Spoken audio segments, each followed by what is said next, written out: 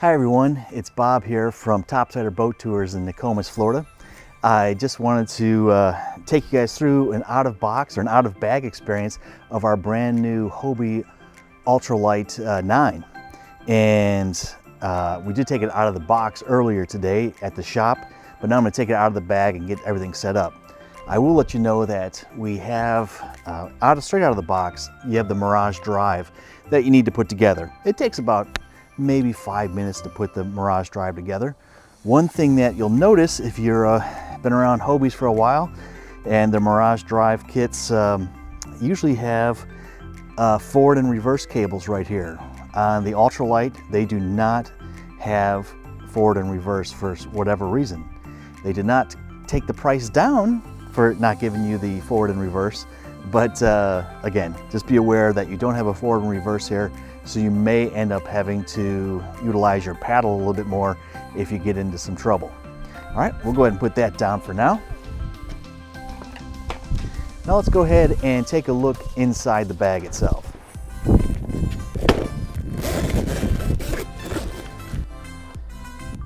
Now here you'll see that Hobie does its best to give you the instructions on how to get the boat back into the bag with the iTREK 9 Ultralight. But if you've ever had an inflatable kayak from almost any vendor, it's nearly impossible to just get the kayak back into the bag.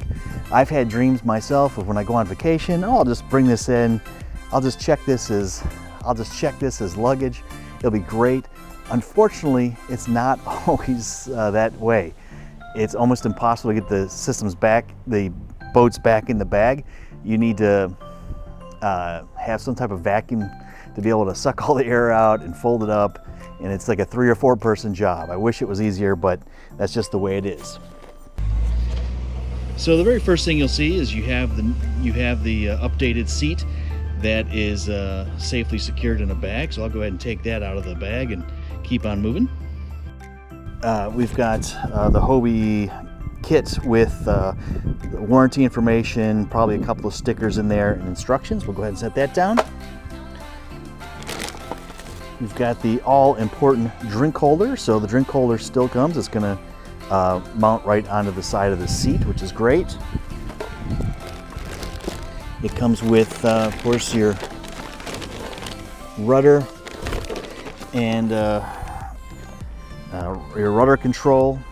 And again, for an inflatable, having this large of rudder is excellent because on the older inflatables, it was a little bit shorter and your control was not nearly as good as I expected to be here on the Ultralight.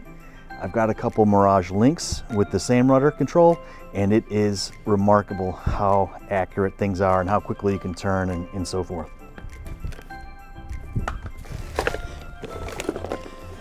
Something new they started including is a electrical inflator. So now you have a powered pump.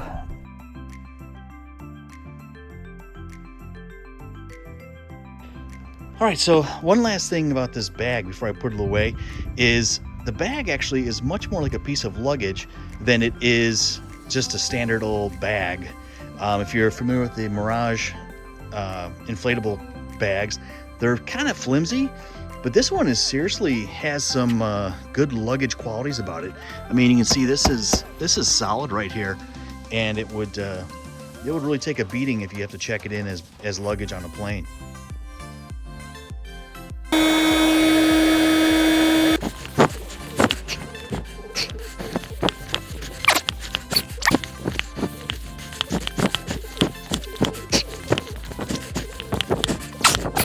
The first moment of truth, we're gonna go ahead and see how the weight is without it being rigged at all.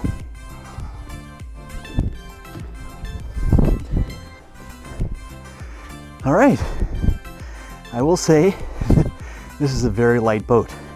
Right off the bat, is lighter than any Hobie product I've ever had before in the past few years. So it's good and solid though. When the seat does come right out of the bag, this little strap right here on both sides, this will not be attached. So you just go ahead and snap that into place here and over on the other side. As for the rudder control, you have the ability, once we put the rudder on, you're gonna have the ability to put the rudder on either side. One side could be for your cup holder, other side can be for your rudder, whatever you prefer, left-handed or right-handed.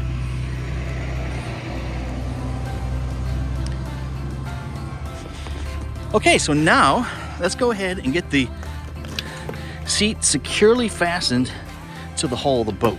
This is a really simple operation. Just make sure your straps are out of the way. Kind of have that positioned in the middle there. Little pressure on both sides. And then easy as pulling this strap, you can see your finger can run right through. And there you go. That is secure. Just follow suit on the other side. All right, the seat in the rear is now fastened. Now it's very important to make sure that you strap down the front. If you don't, the seat will. If you don't strap the seat down, the seat will move a little bit when you're paddling. So in order to do that, we just go ahead and snap this side into place, tighten it down, and you do the same on the other side as well.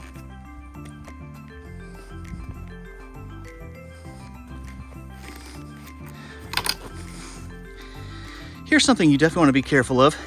As you can see here, my strap actually got caught around the inside bar, and obviously it won't work this way, and you don't want to try to force it to go that way.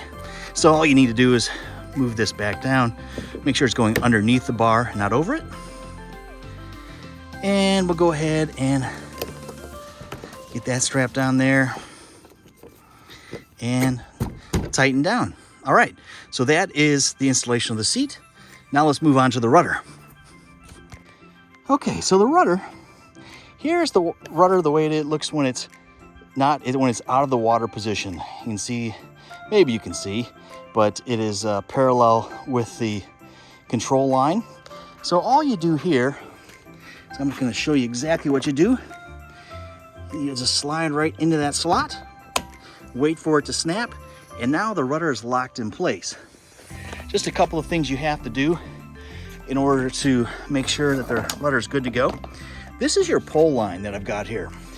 The pole line will let you reach around behind your back and raise and lower the rudder on demand. There's a little snap on the starboard side of the boat, and now the rudder is attached to the seat. So now I can just reach back, pull it, and it'll automatically flip the rudder into the water or pull it out of the water, depending upon what I want to do. And then most importantly, make sure that you have your tiller attached to the seat, your rudder control attached to the seat. As you can see, the mechanism, just one slide here. On some of the other models of Hobie kayaks, the rudder control actually had a couple of slots. This one only has the one. So you just go ahead and that too will snap in place. When you're ready to take it out, there's a little pull tab down there. You simply pull that out and you're able to pull the rudder control off. Okay, and then here, of course, you want to take the cartridge out. And then inside of there is where you're going to put your Mirage control, or your Mirage drive, excuse me. All right, the boat is now fully outfitted. I'll go ahead and just lift it up and get it put on the back of the Jeep. I'm going to put it on with the bow of the boat facing backwards, since I'm going to be driving down the street with the seat on, which I typically don't recommend and I don't usually do, but I don't have to go that far to the water. So I'm going to run with it on, but I'm going to put it on so the seat doesn't come flying up and put more pressure on the boat. But we'll go ahead and get this put on. Now the one thing, as I mentioned early on, there's only one carry strap, and that's in the middle of the boat. So when you have your seat installed, like I do now, you kind of have to put your hand in there. It's not a big deal, but just be aware that on most of the older boats, you're able to grab right here, lift up. But again, because of the width of the Ultralight, it is really something. So let's go ahead and get this on top of the Jeep here.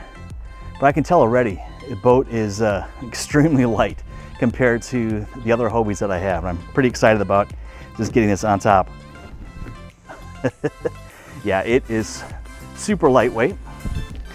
I'm gonna go ahead and get on this side of the boat just so I can get the kayak put on. Again though, I'm gonna go ahead and just use the seat as my control, or as my, I'm using the seat as my handle as I slide it on. Wow. Can I just say, that was a pleasurable experience of just being able to, there was almost no weight to it at all, even fully loaded. That's one of the reasons I looked at the Ultralight, the iTREK 9 Ultralight, because the weight of it is almost non-existent, if that makes any sense. So let me go ahead and get it strapped down and we'll get down to the water.